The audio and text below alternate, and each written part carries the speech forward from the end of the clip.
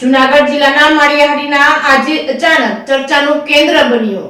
લંડનમાં રહેતા અને ભારતીય મૂળના પરણિત યુગલને કોકેન સ્મગલિંગ મની લોન્ડરિંગ કેસમાં ઓસ્ટ્રેલિયાની સાઉથ વર્ક ક્રાઉન કોર્ટે 33 વર્ષની સજા ફટકારી છે. કેશોદના કવલજીતસિંહ રાયજાદા અને પંજાબની તેની પત્ની આરતી ઘીર સામે ડ્રગ્સની નિકાસ મામલે વર્ષ 2021માં ગુનો દાખલ કરવામાં આવેલ હતો. આ દંપતીએ 514 કિલો કોકેન ઓસ્ટ્રેલિયા પહોંચાડેલ આ નશીલા પદાર્થની અંદાજિત ભારતીય કિંમત 600 કરોડ મનાઈ રહી છે.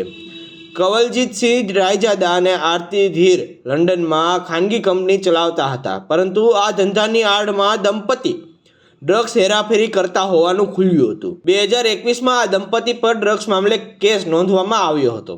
બાદમાં 600 કરોડના કોકેનની દાણચોરી અને મની લોન્ડરિંગના કેસમાં દંપતી દોષી સાબિત થયા હતા. હવે આ મામલે ગુનો સાબિત થતા આ દંપતી પર ઓસ્ટ્રેલિયા કોર્ટે 33 વર્ષની સજા ફટકારી છે. મહત્વનું એ છે કે 6 વર્ષ પહેલા એનઆરઆઈ દંપતી પર જૂનાગઢ જિલ્લાના કેશોદમાં બાળક ગોપાલ અને તેના બંનેવીની હત્યા કરવાનો ગુનો પણ નોંધાયો હતો. ઘણા વર્ષોથી લંડનમાં રહેતા મૂળ જૂનાગઢ જિલ્લાના કેશોદના કેવલજીત રાયજાદા અને તેની પત્ની આરતી ધીરે લંડનમાં રહીને ગોપાલનું અપહરણ કરાવી અને તેની હત્યા કરાવી હતી. હત્યા પાછળનું કારણ 1.2 કરોડ રૂપિયાનો વીમો હતો.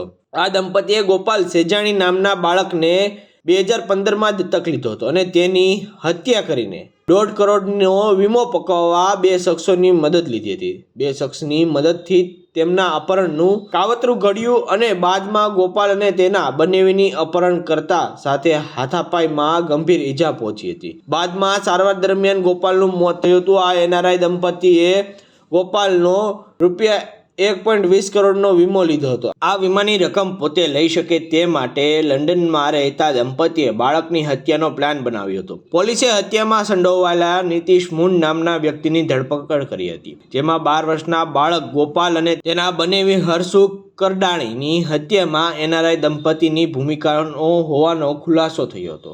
આજે આ દંપતીને સજા થતાં માળિયા ખાતે પરિવારજનોએ રાહતનો શ્વાસ લીધો હતો, પરંતુ વધુમાં તેઓએ કહ્યું હતું કે સાચા અર્થમાં ન્યાય ત્યારે મળશે કે જ્યારે દોષિત દંપતીને ભારત લાવવામાં આવે અને તેના વિરુદ્ધ કડક સજા કરવામાં આવે તેવી પરિવારજનોએ માંગ કરી હતી. રાજુ લલિતભાઈ, મારા પપ્પાનું નામ હર્ષુભાઈ કરદાણી છગનભાઈ, મારા મામાનું નામ ગોપાલભાઈ ગોવિંદભાઈ સેજાણી ને મારા મામા ને મારા પપ્પા બેન ખૂન થઈ ગયેલ છે. એના એનઆરઆઈ દંપતી એની 35 વર્ષની સજા પડી છે.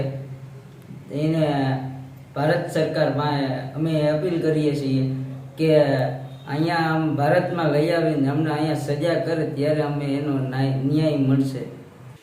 રસીલાબેન સગનભાઈ કડાણી, હર્ષુભાઈ સગનભાઈ કડાણી, મારો દીકરો છે. મારો દીકરો એના હારાને બોડલ કરી નાખ્યું, તો અમને એનો સરકાર ન્યાય દેવરાવે. સરકાર અમને ન્યાય દેવરાવે તો અમે ભારતમાં લઈ આવે, સરકાર અમને ન્યાય દેવરાવે.